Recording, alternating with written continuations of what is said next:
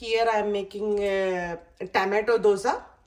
దీనికి ముందు టమాటోల్ని ఇట్లా ప్యూరీగా చేసుకోవాలి. దీని తర్వాత ఏమేమి వేయాలో చూపిస్తాం.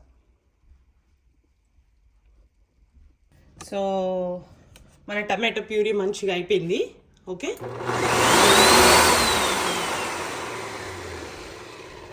దాన్ని అట్లా పెట్టుకొని దీంట్లో ఒక 1.5 కప్పు రైస్ ఫ్లోర్, 1/2 కప్పు గోధుమ పిండి, మీరుంటే మైదా పిండి కూడా వేసుకోవచ్చు, 1/2 కప్పు మన రవ్వ, ఉప్మా రవ్వ. సో ఈ 3 ఈ డ్రై ఇంగ్రీడియంట్స్ అనమాట. వీటిని కలుపుకోవాలి. మీకు దోశ పిండి ఉన్న రెడీగా దోశ పిండి కూడా పెట్టుకోవచ్చు. కాకపోతే అప్పుడు మీకు ఛాలెంజింగ్ ఏమవుతుందిరా అంటే దోశ పిండి ఆల్రెడీ లిక్విడ్గా ఉంటుంది కదా.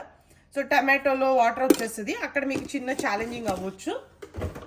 సో ప్రిఫరబుల్లీ ఇట్లా ఇడ్లీ రవ్వ, ఇప్పుడు మన రవ్వ దోశ చేసుకుంటాం కదా, సేమ్ అదే ప్రొసీజర్లో ఉల్లిపాయలు వేసుకోవచ్చు, లేదంటే ఇలా కూడా చేసుకోవచ్చు అనమాట. మాకు ఇండియాలో ఏంటంటే బియ్య పిండిలోనే మినప్పప్పు వేసేసి మర పట్టించేసి ఇంట్లో పెట్టేస్తారనమాట. మాకు ఎప్పుడు కావాలంటే అప్పుడు దోశలు వేసుకోవటమే ఆ పిండి. సో అలా పిండి ఉంటే కూడా మీరు మంచిగా వాడుకోవచ్చు అనమాట. ఇప్పుడు దీన్ని మంచిగా దోశ బ్యాటర్ లాగా కలిపేసుకోవాలి. నేను కలిపాక చూపిస్తాం.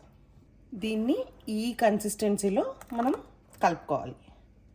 ఓకే, దీంట్లోనే కొద్దిగా పెప్పర్ పౌడర్ వేసుకోవాలి. అంటే ఈ పిండి ఇప్పుడు కొద్దిసేపు సోక్ అవ్వాలన్నమాట. అట్లీస్ట్ 10-15 మినిట్స్ కొద్దిగా దాన్ని ఏమంటారు, ఆ రవ్వ అంతా ఉబ్బి కొద్దిగా గట్టిగా అవుతుంది అనమాట. సో దీని తర్వాత ఉల్లిపాయలు వేసుకుంటాం కాబట్టి ఆ థిక్నెస్ సరిపోతుంది అనమాట. బట్ అగైన్ మీరు ఒకసారి మీకు ఆల్రెడీ దోశ కన్సిస్టెన్సీ తెలుస్తుంది కాబట్టి ఆ కన్సిస్టెన్సీలో ఉండేటట్టు పిండిని కలుపుకుంటే సరిపోతుంది. సో మెయిన్ ఇంగ్రీడియంట్స్ ఇందులో ఉల్లిపాయలు, పచ్చిమిరపకాయలు, జీలకర్ర మస్ట్గా వేసుకోవాలి. సో అవన్నీ వేసుకున్నాక మనం దోశ గ్రైండ్ చేసుకోవచ్చు. సో ఇట్లా పెట్టేసి ఒక్క 20 మినిట్స్ దీన్ని ఇట్లానే నానబెట్టాలి. Okay, దోశకి ready. దోశ వేసేటప్పుడు కనం ఇట్లా ఉండాలి. ఎట్లా ఉండాలి? ఇలా అంటే అనాలన్నమాట. అంత వేడిగా ఉండాలి. అలా అని అంత వేడి మీద దోశ వేయకూడదు. అలా వేస్తే అది రివర్స్లో మళ్ళీ మనం స్పూన్కి అతుక్కొని వస్తుంది అనమాట. సో ఇప్పుడు మన దోశ పిండిలో ఉల్లిపాయలు, పచ్చిమిరపకాయలు, జీలకర్ర, కరివేపాకు అన్నీ వేసుకున్నాం. ఓకే, దీన్ని ఇది మరీ పలుచగా కాదు, అలా అని ఒత్తుగా వేయకూడదు. బికాజ్ ఉల్లిపాయలు ఆల్రెడీ వేసాం కదా, ఇంకా స్ప్రెడ్ చేయడానికి ఏమి ఉండదు అనమాట. ఓకే, ఇప్పుడు మంచిగా ఆయిల్ పోసుకోవాలి.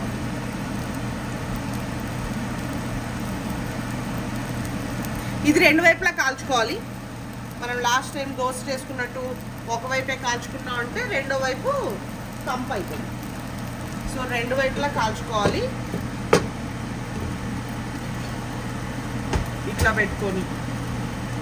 సో నాకు అసలు ఎప్పుడెప్పుడు దీన్ని టర్న్ చేసేద్దామా అని అనిపించేస్తుంది అన్నమాట. ఇది యాక్చువల్గా దీన్ని ఇప్పుడు చూస్తుంటే దోశ అనకూడదు, దీన్ని అట్టు అనాలి. ఇప్పుడు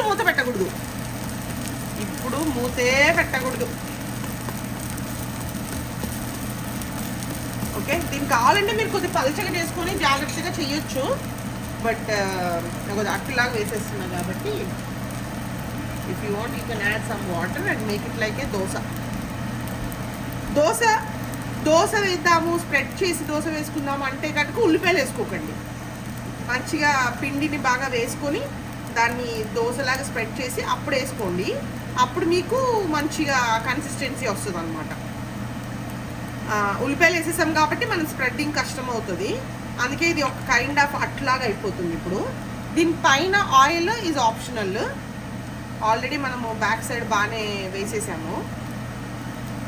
సేమ్ ఇదే ప్రాసెస్లో ఉత్తి శనగపిండి వేసుకోవచ్చు. శనగపిండి అట్టు అదైతే అసలు యమ్మీ. ఒకరోజు చేస్తా, దాన్ని మేము పులుసు పెట్టుకుంటాం.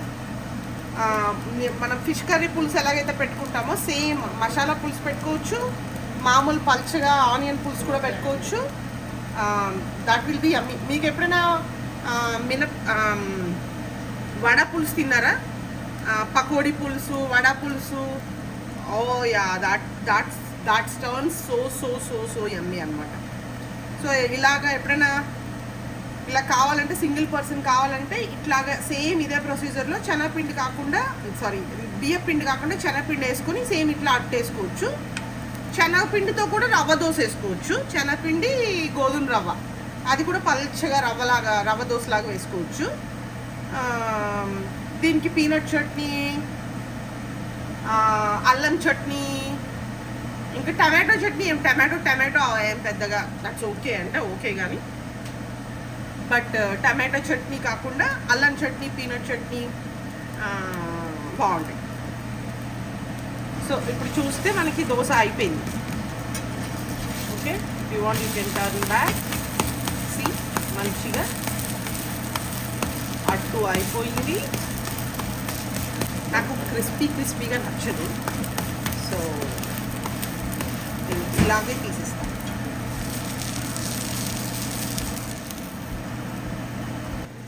Here is yummy టమాటో అట్టు విత్ పీనట్ చట్నీ. మీరు మీ ఇంట్లో ట్రై చేసి ఎంజాయ్ విత్ యువర్ ఫ్యామిలీ.